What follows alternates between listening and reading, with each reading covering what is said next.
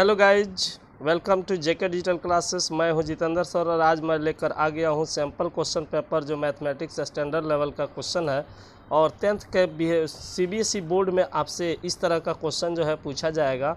तो चलिए हम लोग इस वीडियो में आप देख लेते हैं कि कैसा क्वेश्चन रहेगा और हम लोग एग्ज़ाम में जाने से पहले क्या क्या इंस्ट्रक्शन आपको याद रखना पड़ेगा और एग्ज़ाम में किस तरह से क्वेश्चन आएगा। तो जैसा कि आप लोग देख रहे हैं, ठीक है, इसी तरह का क्वेश्चन आपको भी वहाँ पर एग्ज़ाम में जाइएगा तो मिलेगा और आपको 2 आवर्स का टाइम मिलेगा। मैक्सिमम मार्क्स आपका 40 रहेगा, ठीक है।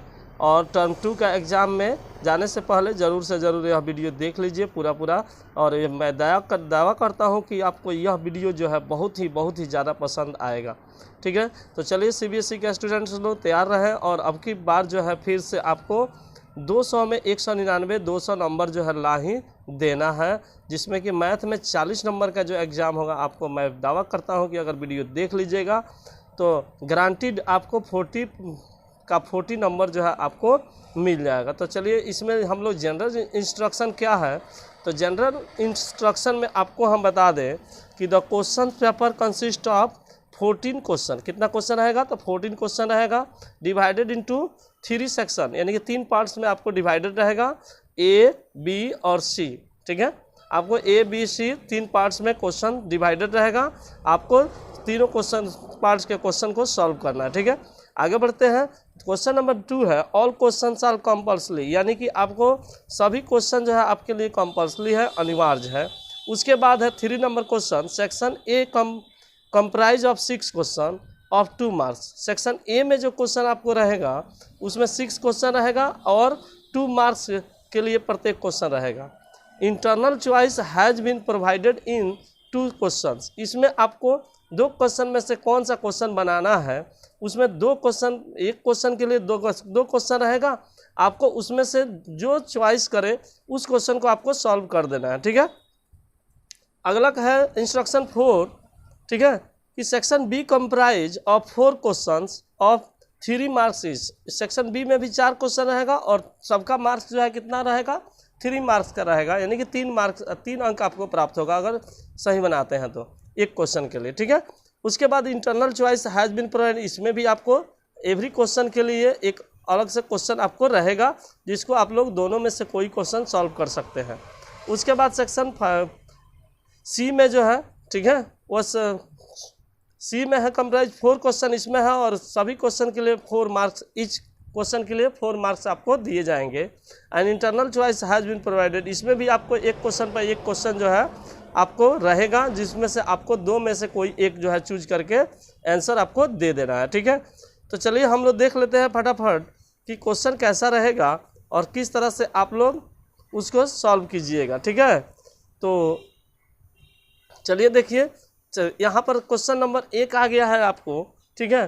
Find the value of A25 minus A15 for the AP 6, 9 और 12, 15 डैश डैश डैश। तो यहाँ से अगर हम लोग 1 नंबर के क्वेश्चन की बात करें तो देखिए यहाँ AP दिया हुआ है आपको, ठीक है, गिवन है AP 6, 9, 12 और 15, ठीक है। इससे आपको A पता चल जाएगा, A कितना है, 6 है, D कितना है, तो आपको कितना है, D आपको 9 में से 6 को सब्ट्रैक्ट कर दीजिएगा तो 3 आ जाएगा।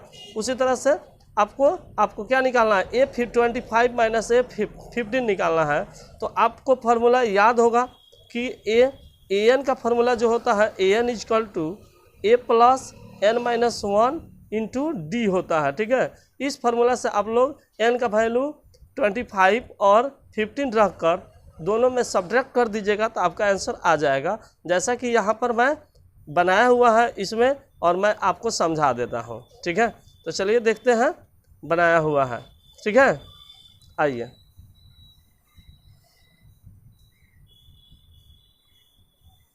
यहाँ देखिए, ठीक है, A इक्वल टू 6 है, जैसे कि मैंने बताया, A इक्वल टू यहाँ पर भी 6 दिया है, D इक्वल टू 3 दिया हुआ, A25 इक्वल टू हो जाएगा A प्लस, फार्मूला आपको याद है, ठीक है। नहीं याद है तो फिर मैं लिख देता हूँ यहाँ, AN इक्वल टू होता है A plus N-1 into D होता है, ठीक है। यहाँ से चेंज जब रख दीजिएगा, A का वैल्यू 6 25 के लिए, ठीक है, A25 के लिए देख लीजिए तो 6 प्लस 24, ठीक है, इंटू 3 हो जाएगा, क्योंकि आपको D 3 है और 25 n का वैल्यू है, तो n में से 25 में से 1 को सब्ट्रैक्ट कर दीजिएगा, 24 आ जाएगा। 3 से मल्टीप्लाई कर दीजिएगा तो कितना आ जाएगा, तो 72 हो जाएगा। तो 6 और 72 ऐड कीजिएगा तो आपका हो जाएगा कितना, 78 हो जाएगा। और यहाँ से A15 का वैल्यू 6 + 14 × 3 हो जाएगा। उसी तरह से 14 कहाँ से आया, तो 15 में से 1 सब्ट्रैक्ट होगा तो आ जाएगा n का वैल्यू, ठीक है। तो 14 3 आपको हो जाएगा कितना, 42, और 6 ऐड कीजिएगा तो हो जाएगा 48। अब हमको 25 में से 15 घटाना है, तो 78 में से 48 को सब्ट्रैक्ट कर दीजिएगा तो 30 आपका बिल्कुल सही आंसर हो जाएगा, ठीक है। तो इस तरह से आपको 2 नंबर आपको मिल जाएगा, ठीक है। आगे बढ़ते हैं और 2 नंबर क्वेश्चन देख लेते हैं, उसी का और वाला देख लेते हैं पहले, ठीक है। तो और वाला क्वेश्चन सबसे पहले हम लोग पढ़ लेते हैं कि क्वेश्चन क्या दिया हुआ है, ठीक है। तो चलिए क्वेश्चन दिखा देते हैं आपको हम, यहाँ से देखिए। If 7 times the 7th term of AP is equal to 5 times of the 5th term, ठीक है। If 7 times of the 7th term of the AP is equal to 5 times the 5th term, then find the value of its 12th term, ठीक है। आपको क्या करना है, कह रहा है कि 7वां टर्म से 7वां टर्म AP का है वह 7 टाइम्स है किसी AP का, जो कि इक्वल है 5 times of the 5th term, जो कि 5वें टर्म के 5 गुना के बराबर है। तो आपको निकालना है क्या चीज़, 12th टर्म इसका निकालना है। तो कैसे निकालिएगा, तो यहाँ पर सॉल्यूशन देख लीजिए, ठीक है। आइए यहाँ देखिए, 7 टर्म जो 7 टाइम्स है तो 7 × A + 6D हो जाएगा। फार्मूला आपका वही रहेगा, पहले वाला कौन सा फार्मूला, तो ये वाला फार्मूला आपका रहेगा AN = A + n-1 × D formula से रहिएगा। तो 7वां टर्म के लिए A + 6D हो जाएगा, आप लोगों को मालूम है, ठीक है। और 5वां टर्म के लिए आपका क्या हो जाएगा, ठीक है, क्या हो जाएगा आपको देख लीजिए। 5वां टर्म के लिए आपको हो जाएगा A + 4D हो जाएगा, और 7 टर्म के लिए A + 6D हो जाएगा। तो 7 टाइम है तो 7 से मल्टीप्लाई कर दिया, यहाँ 5 टाइम है तो 5 से मल्टीप्लाई कर दिया, ठीक है। उसके बाद मल्टीप्लाई कर दीजिएगा तो 7A + 7 × 6 = 42 हो जाएगा, ठीक है। यहाँ से 5A और यहाँ से 4D हो जाएगा। तो 7A में से 5A जो है सब्ट्रैक्ट कीजिएगा तो 2A बचेगा, और 42D में से आप 20D घटाइएगा तो 22D आ जाएगा = 0। तो A + 11D = हो जाएगा 0।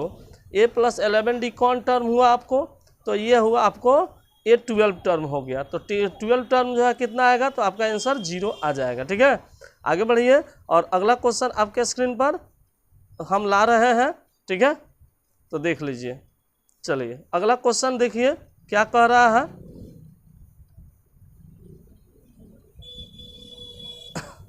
अगला क्वेश्चन है 2 नंबर क्वेश्चन, ठीक है।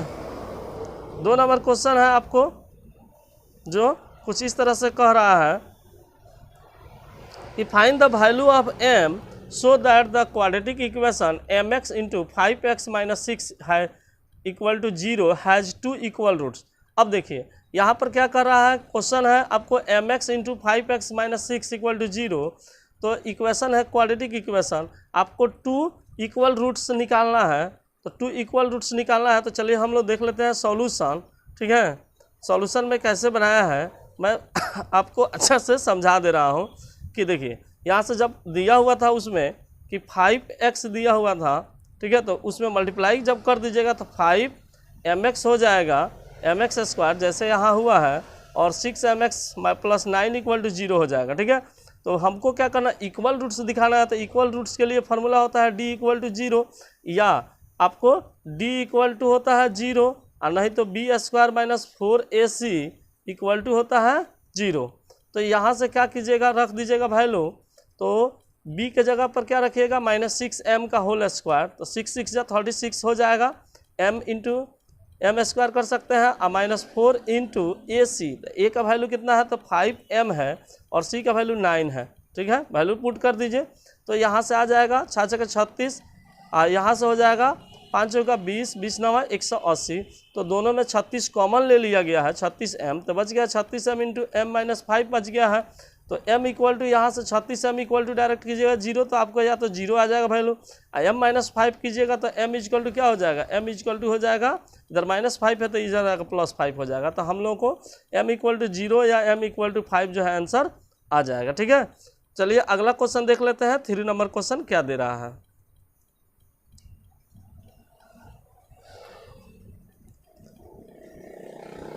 3 नंबर क्वेश्चन देखिए, from a point P two tangents PA and PB are drawn to a circle C 0 R OR, जिसका सेंटर जो है O है और रेडियस क्या है R है।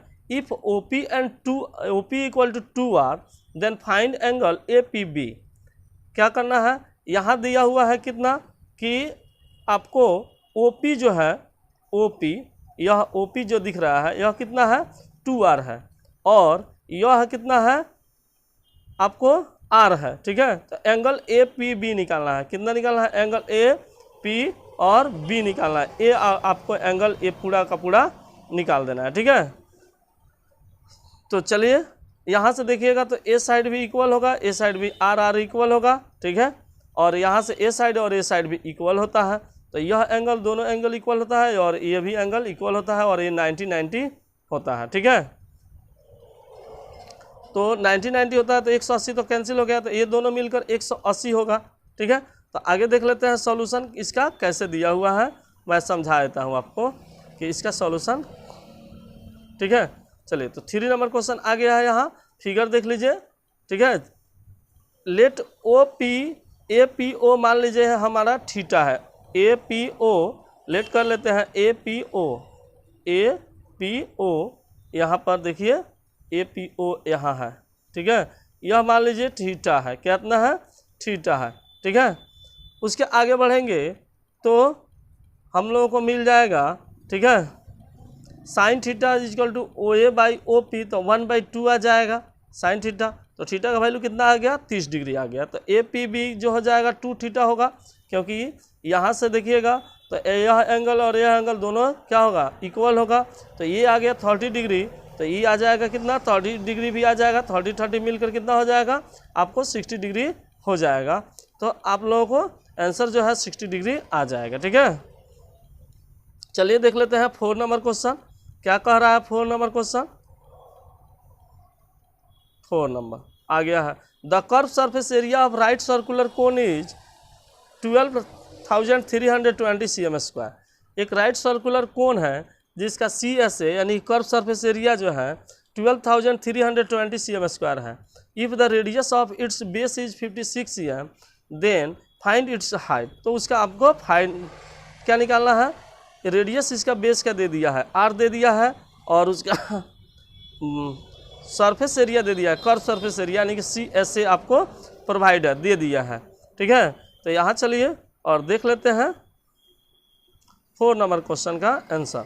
तो CSA क्या होता है कोण का, तो CSA कोण का जो होता है πRL होता है। πRL इक्वल टू दिया हुआ है, R का वैल्यू आपको 56 दिया हुआ, R का वैल्यू 7 से इसको कट कीजिएगा तो 7 8 जाएगा, 22 8 आपको 8×16 8×16 176 होगा। 176 यानी कि L इक्वल टू आपका हो जाएगा कितना 12 320 और बाटा में आ जाएगा 8×16 8×16 176 आ जाएगा। तो इसको कटाइएगा तो 70 बार में 7 बार में कट जा रहा है। ठीक है, तो 7 6 42 7 7 49 4 53 7 7 5 12 एकदम बिल्कुल सही 70 बार में कट जा रहा है, तो 70 cm आ जाएगा। तो H इक्वल टू क्या होता है, तो H इक्वल टू होता है रूट अंडर आपको 70 P का स्क्वायर। ठीक है, और यहाँ से H का स्क्वायर हो जाएगा, हाइट निकालना है तो H square minus P square. ठीक है, तो यह 70 का स्क्वायर में से रेडियस का स्क्वायर घटा दीजिएगा तो आपको 42 का स्क्वायर आ जाएगा। बिल्कुल सही आंसर जो आएगा उसको तोड़ लीजिएगा। ठीक है, तो यहाँ से आंसर आपका 4 का हो जाएगा। आगे बढ़ते हैं और अगला क्वेश्चन देख लेते हैं जो कि 5 नंबर है। देखिए 5 नंबर क्वेश्चन में है, Mr Garg recorded the marks obtain by her students in the following table. She calculated the model marks of the students of the class as 45। जो मिसेज गर्ग है वह क्या कि अपने क्लास में जितना बच्चों का मार्क्स आया है उसी का एक टेबल बनाई है, ठीक है। और वह उसका टेबल बनाने के बाद जब उसका वह निकाली है मॉडल मास, ठीक है, मॉडल मार्क्स, तो उसका आंसर आया है 45। टेबल आप लोगों के सामने ये रहा, मार्क्स ऑब्टेन 0 to 20, आपको एक क्लास इंटरवल हो जाएगा। ये सभी क्या है, क्लास इंटरवल, आपका एक क्लास इंटरवल है। और यहाँ पर क्या दिया हुआ है आपको 5, 10 और ये बीच में क्या है आपको खाली जगह है। इसी के जगह पर आपको क्या आएगा आपको बता देना है, ठीक है। तो चलिए, मिसिंग द टेबल फ्रीक्वेंसी, आपको मिसिंग नंबर जो है पता करके बता देना है। तो कैसे निकालिएगा, यहाँ देखिए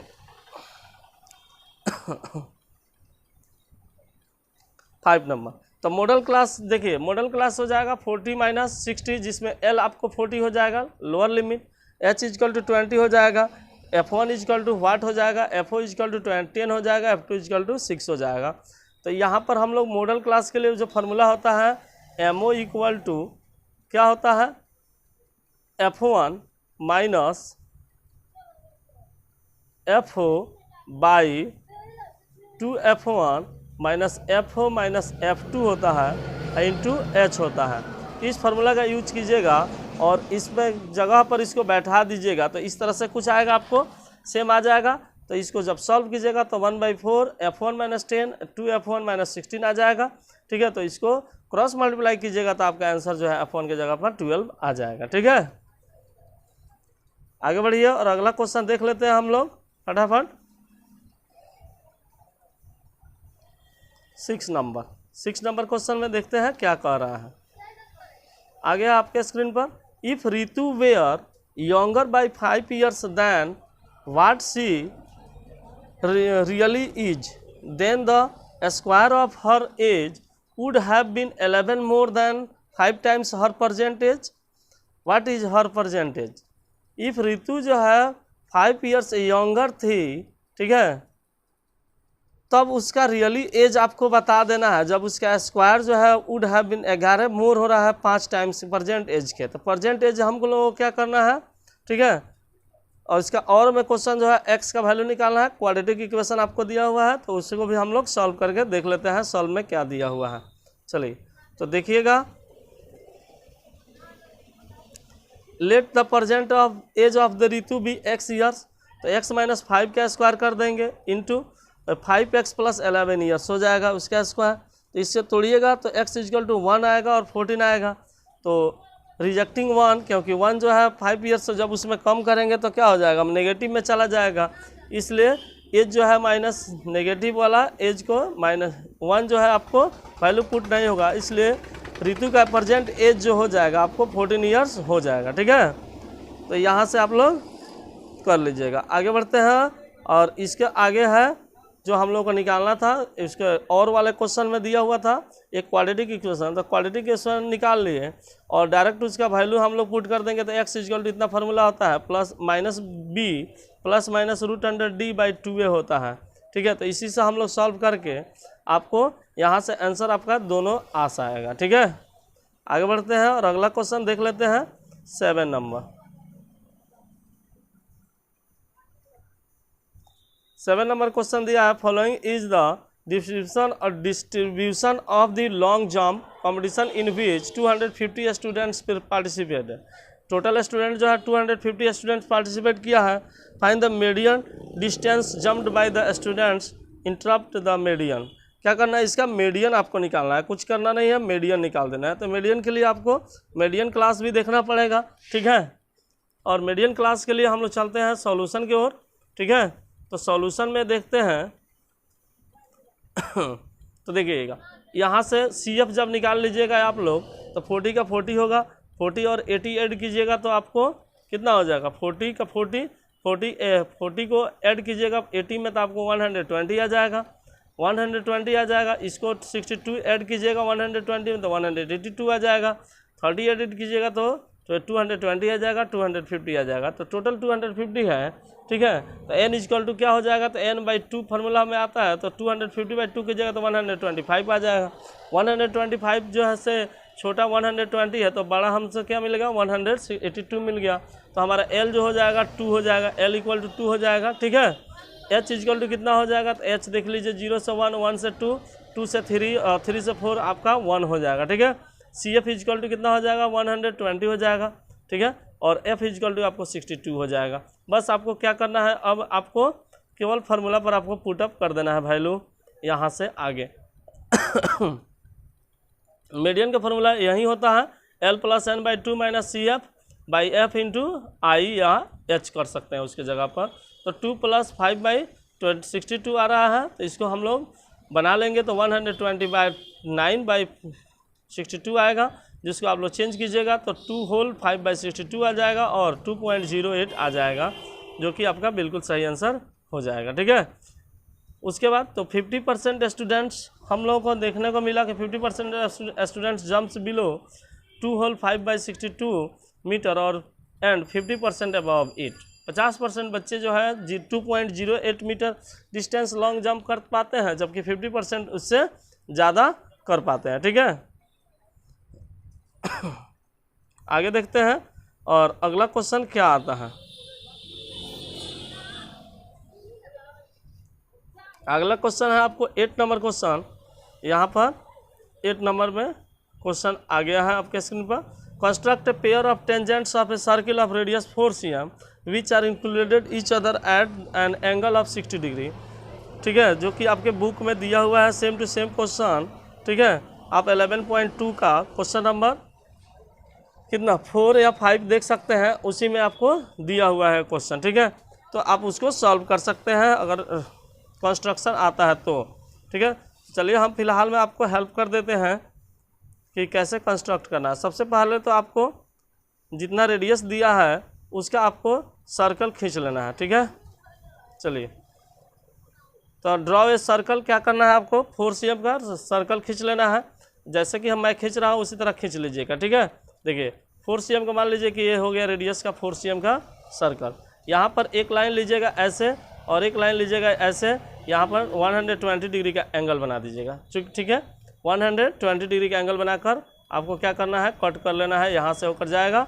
और यहाँ देखिए यहाँ टेंजेंट जो होता है 90 डिग्री का होता है, तो यहाँ 90 डिग्री का एंगल बना दीजिएगा, यहाँ 90 डिग्री का एंगल बना दीजिएगा। ये आपका पॉइंट जो है P होगा, जो आपको 60 डिग्री के एंगल से, ठीक है, टेंजेंट जो है आपका 60 डिग्री एंगल पर बन जाएगा, ठीक है। तो इस तरह से आप लोग कंस्ट्रक्शन बना लीजिएगा और स्टेप ऑफ कंस्ट्रक्शन लिखना नहीं भूलिएगा, ठीक है। Step of construction right must, it is very very necessary, ठीक है, अंडरस्टैंड। चलिए तो आगे बढ़ते हैं और अगला क्वेश्चन देख लेते हैं हम लोग। क्वेश्चन नंबर आपको आ गया है 9, ठीक है। The distribution given below shows the runs scored by batsman in one-day cricket matches। आपको टेबल एक तो दिया हुआ है जो कि आपको स्कोर दिखा रहा है बैट्समैन के द्वारा जो रन बनाया गया है वनडे मैच में 0 से 40 तो 12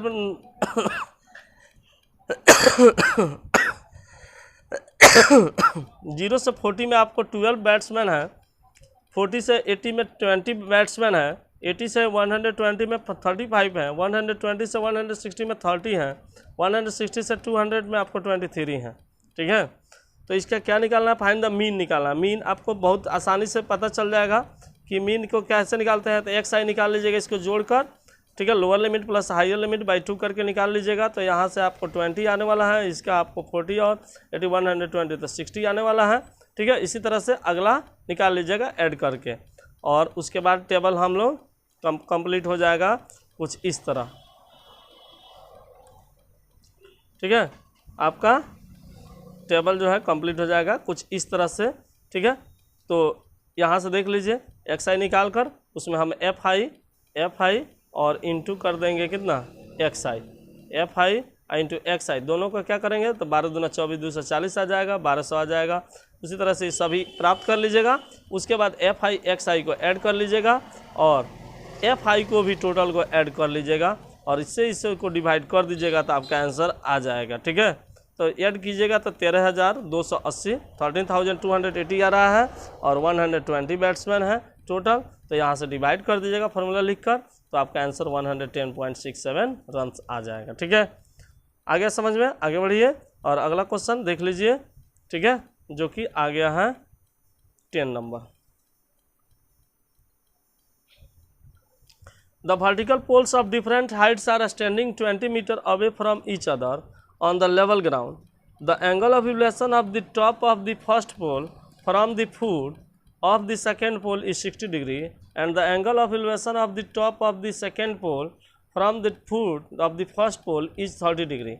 Find the difference between the heights of the two pole. Take √3 equal to 1.73. क्या करना है आपको, देखिए यहाँ पर दो गो पोल है डिफरेंट हाइट्स का आपको खड़ा है, ठीक है, और एक जो है दोनों जो है 20 मीटर दूर है एक दूसरे से, ठीक है, लेवल ग्राउंड में।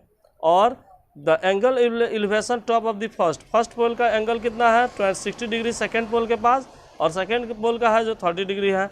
√3 आएगा तो आपको वैल्यू पुटअप करना है कितना, तो 1.73 पुट कर देना है, ठीक है। चलिए तो इसका आंसर हम लोग देख लेते हैं सॉल्यूशन की कैसे बनाइएगा। तो यहाँ से देखिए फिगर जैसे मैंने बताया उसी तरह है कि मान लीजिए PQY हाइट का एक क्या है पोल है, और RS जो है X हाइट का एक पोल है। इसका जो एंगल ऑफ एलिवेशन है 60 डिग्री है, और इसका एंगल ऑफ एलिवेशन 30 डिग्री है, ठीक है। तो इसको हम लोग दो इक्वेशन से क्या कर सकते हैं, इसका टेंजेंट और इसका टेंजेंट यानी कि tan थीटा लेकर हम लोग इसको सॉल्व करना शुरू करते हैं। तो इन ट्रायंगल PQS में अगर देखेंगे, PQS में अगर देखिएगा तो आपको आ जाएगा tan 60 degree equal to y/20 आ जाएगा, तो y इक्वल टू 20√3 आ जाएगा। tan 60 का वैल्यू √3 होता है, तो ठीक है। और RS में tan 30 degree equal to x/20 तो 20/√3 आ जाएगा। यहाँ से हम लोग दोनों को सब्ट्रैक्ट करते हैं, 20√3 में से माइनस 20/√3 तो आ जाएगा 40/√3। तो 40 इसको रेशनलाइज कीजिएगा तो हो जाएगा कितना 40√3/3 आ जाएगा। तो इसका √3 का वैल्यू रख दीजिएगा तो आपका आ जाएगा 23.06 मीटर आ जाएगा, ठीक है। अब देख लेते हैं इसके हम लोग बड़ा वाला क्वेश्चन जो कि इसके और में दिया हुआ है, वो क्वेश्चन देखते हैं, ठीक है।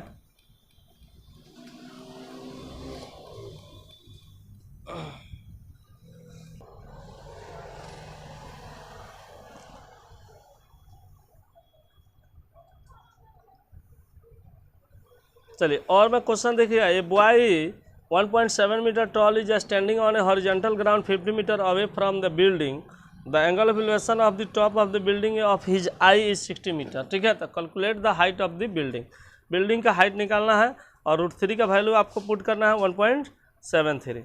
सबसे पहला बात है कि एक लड़का खड़ा है, ठीक है, यहाँ से देख सकते हैं फिगर सॉल्यूशन से, ठीक है। एक लड़का खड़ा है जो 1.7 मीटर का है, ठीक है। एक लड़का ए भी मान लीजिए लड़का है तो 1.7 मीटर का है। उसके बाद आपको यहाँ दिया हुआ है कि 60 डिग्री का एंगल ऑफ एलिवेशन है उसके आई का, ठीक है, तो यहाँ हो जाएगा। और PR मान लीजिए बिल्डिंग है, तो QR जो है यहाँ से लड़के का हाइट है तो इसको सब्ट्रैक्ट कर लेंगे, ओरिजिनल हाइट आपको पता चल जाएगा, ठीक है। तो और उसके बाद यहाँ से PA और Q में, चाहे PQA आपको ट्रायंगल में जाइएगा तो आपका आंसर बन जाएगा, ठीक है।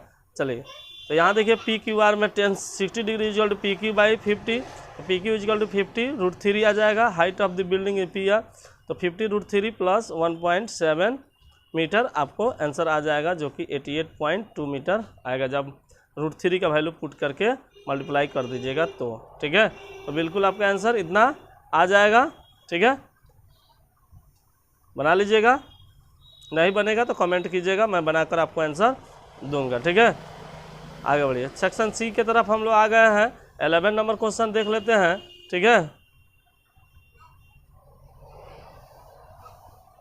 11 नंबर क्वेश्चन में क्या दिया हुआ है, चलिए देख लीजिए, क्वेश्चन पहले देख लीजिए। 11 नंबर क्वेश्चन 11 नंबर क्वेश्चन में है कि the internal and external radius of a spherical shell are 3 cm and 5 cm respectively.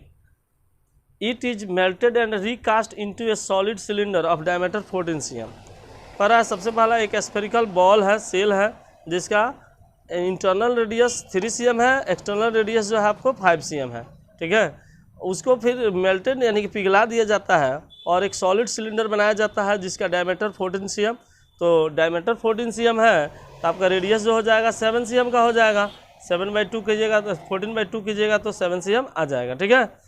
तो टेक पाई इक्वल टू 22 आपको 7 लेना है। तो चलिए इसका सॉल्यूशन देख लेते हैं लोग, ठीक है। चलिए तो यहाँ से देखिएगा volume of the shell equal to volume of cylinder होगा। तो वॉल्यूम ऑफ सेल आपको कितना होगा तो यहाँ से देख लीजिए वॉल्यूम तो ऐसे आपको सेल यानी स्फीयर का वॉल्यूम कितना होता है 4/3 पाई आर क्यू होता है।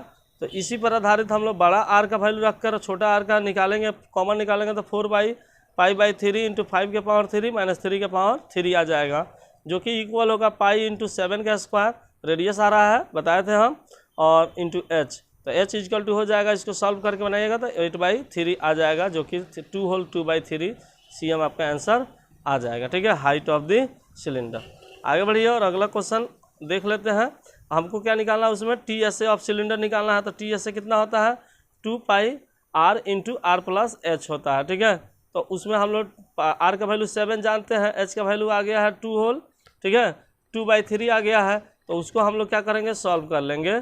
तो यहाँ पर वैल्यू पुट करके रख देंगे तो आपका आंसर आ जाएगा। ठीक है, यहाँ से वैल्यू पुट कर दीजिएगा। ठीक है, 3 2 6 और 2 8 आ जाएगा, 8/3 आ जाएगा। तो यहाँ से वैल्यू पुट करके इसको मल्टीप्लाई कर दीजिएगा, आपका बिल्कुल राइट आंसर आ जाएगा। ठीक है, आगे बढ़िए और अगला क्वेश्चन देख लेते हैं हम लोग क्या दिया हुआ है। अगला क्वेश्चन उसका और में दिया होगा, चलिए तो और में नहीं दिया है। चलिए तो 12 नंबर क्वेश्चन है, prove that the angle between the two tangents drawn from external point to the is a circle is supplementary to the angle subtended by the line segment joining the points of a contact to the centre. आपको क्या करना है कि prove करना है, ठीक है, कि एक आपको दिया हुआ एक सर्कल है जिसमें आपको 2 टेंजेंट्स है। ठीक है, तो 2 टेंजेंट्स मान लीजिए कि PA और PB आपको 2 टेंजेंट्स है, PA और PB आपको 2 टेंजेंट्स है। यहाँ का एंगल जो है सप्लीमेंट्री प्रूव करना है कि ये एंगल AP और B AOB दोनों मिलकर सप्लीमेंट्री बनाएगा। तो जैसा कि आप लोग जानते हैं टेंजेंट जो होता है रेडियस पर क्या होता है, टेंजेंट 90 डिग्री परपेंडिकुलर होता है। तो A आपको 90 डिग्री हो जाएगा और B भी 90 डिग्री हो जाएगा। तो यहाँ से चारों एंगल को ऐड कीजिएगा तो ये दोनों तो 90 पुट कर दीजिएगा तो 180 और 360 में से घटाइएगा तो आपको 180 आ जाएगा। ठीक है, तो जो कि आपको सप्लीमेंट्री एंगल यही कहलाता है कि sum of 2 angle is 180 degree, then it is known as supplementary angle. ठीक है, तो आ जाएगा आपको। आगे बढ़िए और अगला क्वेश्चन देख लीजिए। ठीक है, जो कि और में दिया हुआ है। और में आपको क्या दिया हुआ है देख लीजिए, क्वेश्चन पहले दिखा देते हैं हम कि और में क्या दिया हुआ है। क्वेश्चन है आपको 2 tangents TP and TQ are drawn to a circle with centre O from an external point T। Prove that PTQ is equal to OPQ। आपको प्रूव करना है क्या चीज़ देख लीजिए, PTQ P यहाँ है, T यहाँ है और Q यहाँ है। PTQ इसको प्रूव करना है कि यह एंगल होगा तो OPQ OP और Q इस एंगल के यह यहाँ पर जो एंगल बना है OPQ इसके दुगुना होगा। कौन एंगल, तो यह एंगल, ये आधा होगा। ठीक है, यही प्रूव करना है। तो चलिए हम लोग प्रूव करते हैं और देख लेते हैं सॉल्यूशन। चलिए तो क्वेश्चन नंबर आ गया है 12 आपके और वाला। तो देखिए, तो लेट PTQ कर दीजिएगा, मान लीजिए कि थीटा है तो TPQ आइसोसेलेस ट्राइंगल है तो TPQ इक्वल टू हो जाएगा TQP equal to 1/2 180 minus theta. तो 180 माइनस थीटा को 2 से जब मल्टीप्लाई, यहाँ का 1/2 से है, 2 से मल्टीप्लाई कर तो 180 कट जाएगा, 90 डिग्री आ जाएगा और आपको 90 डिग्री आ जाएगा और θ/2 बच जाएगा। तो OPT 90 डिग्री है आपका, तो वो यहाँ वैल्यू पुट कीजिएगा तो OPQ is equal to OPT minus TPQ हो जाएगा, जो 90 माइनस θ/2 हो जाएगा, जो 90 कट जाएगा तो θ/2 आपका आ जाएगा। ठीक है, तो यहाँ से अगर वैल्यू पुटअप कीजिएगा तो आपका हो जाएगा OPQ इजकल टू 1/2 PTQ, तो 2 OPQ इजकल टू PTQ, जो कि आपको प्रूव करना था। तो आपका आंसर आ जाएगा प्रूव। ठीक है,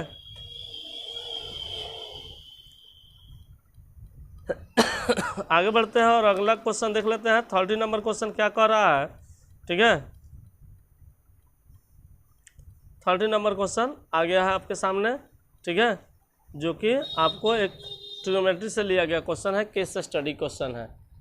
trigonometry in the form of a triangulation forms the basis of navigation whether it is by land, sea और एयर।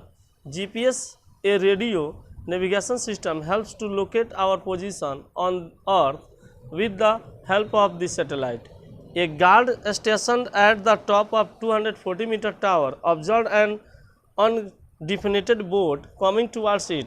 ठीक है, एक 240 मीटर का टावर है, आपको यहाँ से देखिए GPS जो भी दिया है उससे कुछ लेना देना नहीं है, क्वेश्चन के इस भाग से कुछ लेना देना नहीं, क्वेश्चन यहाँ से स्टार्ट होता है आपका, ठीक है, कि 240 मीटर का एक टावर है, ऑब्जर्व अनडिफिनिट बोट, एक बोट जो नदी में समुद्र में देखा जाता है, ए, ठीक है, जो कि आपको टावर के तरफ आ रहा है, टावर के दिशा में आ रहा है।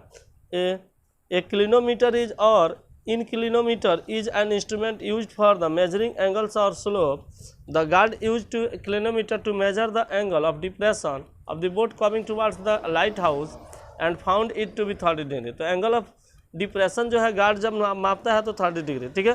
तो हाइट दे दिया है कितना 240 मीटर टावर का, और जो आपको बोट आ रहा है उसी टावर के ओर वो दिया है कि 30 डिग्री एंगल से झुका हुआ है, ठीक है।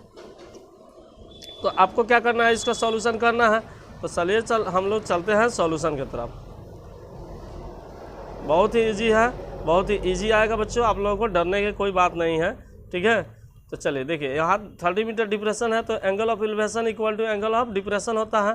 तो 30 मीटर का ये हो जाएगा, तो 30 मीटर ए अगर हो गया तो 30 मीटर ए भी हो जाएगा, और 240 मीटर इसका हाइट दिया हुआ है, ठीक है। आगे बढ़िए, और अगला देखिए क्या दिया हुआ है। तो PTR में हम लोग PTR में चलेंगे तो 10-30 डिग्री लेंगे तो 240/x होगा, तो x = 240√3 आपको हो जाएगा, ठीक है। Distance of the boat from the tower, distance पूछा है कि बोट जो है टावर से कितना दूर है, तो यहाँ से हो जाएगा 240√3 माइनस 240√3 - 1 हो जाएगा, 240 मीटर आपका आंसर आ जाएगा, ठीक है। तो यहाँ जब डिस्टेंस इक्वल हो रहा है टावर के बराबर, तो इसका मतलब है कि 240/240, अगर थीटा का 10 थीटा करते हैं तो थीटा 1 आता है, तो 1 की थीटा का वैल्यू कितना होता है, 10 थीटा पर 45 डिग्री होता है, जो कि आपका आंसर हो जाएगा, ठीक है। बिल्कुल करेक्ट आंसर। आगे बढ़िए और अगला क्वेश्चन देख लीजिए उसका क्या दिया हुआ है, ठीक है। अगला क्वेश्चन है आपको 14 number, case study 2, push ups are a fast and effective exercise for building strength, these are helpful in almost all sports including athletes, ठीक है। पुश ऑफ्स और फास्ट, जो इतना फास्ट आप पुशअप करते हैं वो सब बिल्डिंग के लिए, आपका बॉडी स्ट्रेंथ बनाने के लिए बहुत ही अच्छा एक्सरसाइज है। जैसे दिया है कहानी टाइप का है यह, ठीक है, आपको कहानी पढ़ने पर ज़्यादा ध्यान देने का नहीं है। While the push up the primary target includes